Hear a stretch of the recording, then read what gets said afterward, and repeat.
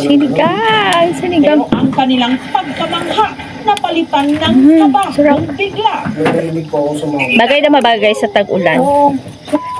Nasinundan pa raw ng pagyanig ng lupa. hindi nga Doon ako suka. Okra. may mga tumawal na punaso.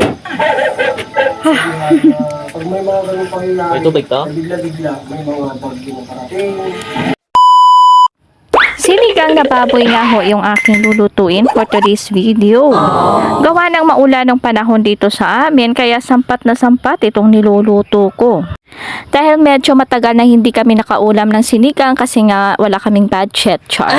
Diba? Kailangan pag nakasa sinigang yung ulam mo, dapat may sobra sa budget. Lalong-lalo na, napakamahal na ng karning baboy ngayon. So, ayan yung ang kangkong ay kinuha ko lang yan sa tanim ng aming kapitbahay, char. And then, ginayat ko na yung kanyang lahat ng mga ricados na nandyan na kailanganin talaga sa sinigang. Siyempre, hindi mawawala ang bawang sibuyas, at kamatis. And of course, itong aking luya. Kunti na lang ang luya na natira sa bahay ko kasi nga wala na talaga akong pambili. Kaya sabi ko ito na lang muna pagtsatsagaan ko, at least naman merong sahog na luya itong aking sinigang. At pagkatapos ko na mahiwain yung aking mga sangkap, ayan, at nagpainit na ako dito ng mantika sa aking mahiwagang kaldero at ginisa ko na yung aking mga pampaaroma. Syempre pagka change ng color ng ating bawang, ilalagay na yung baboy, pero hindi pa masyado gisado yung kanyang kamatis, gawa ng sabi ko ilaga pa ito ng 15 years, char. So pagkatapos ay nilagay ko na yung aking karning baboy, and then nilagyan ko na ito ng aking pampansang pampakulay dito sa amin at swete. Ito ang nilalagay ko sa sinigang para at least malinamnam, and then lalong sasarap, and then of course may kulay, and then nilagyan ko na yan ng kanyang mga pampalasa, asin, asukal at saka nor. At hindi ko pala nilagay dyan, hindi ko pala ipinakita yung aking sinigang. Nakalimutan ko kasi, yan, tuloy.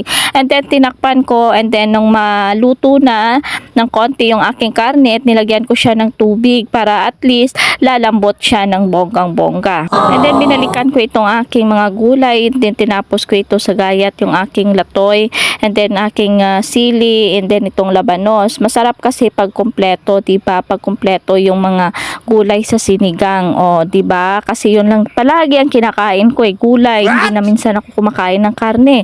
Kumakain din ako ng karne pero konti-konti lang. Pero hindi naman sa pagmamayabang, guys. Masarap talaga ako magluto kasi kinahiligan ko talaga magluto.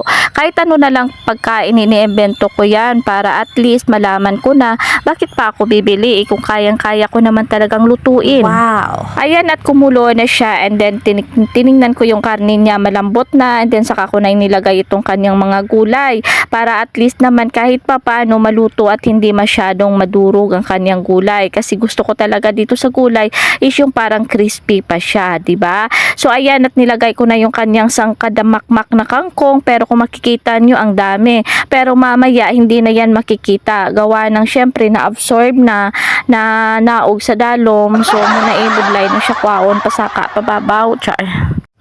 So habang ako ay nagvo-voice over talaga, sabi ko ang sarap pala ng sinigang ko, gusto ko nang maluto ulit. Actually yung aking video na to is nakaraang buwan pa to, char. Baka sabihin nila araw-araw masarap yung ulam ko, ha.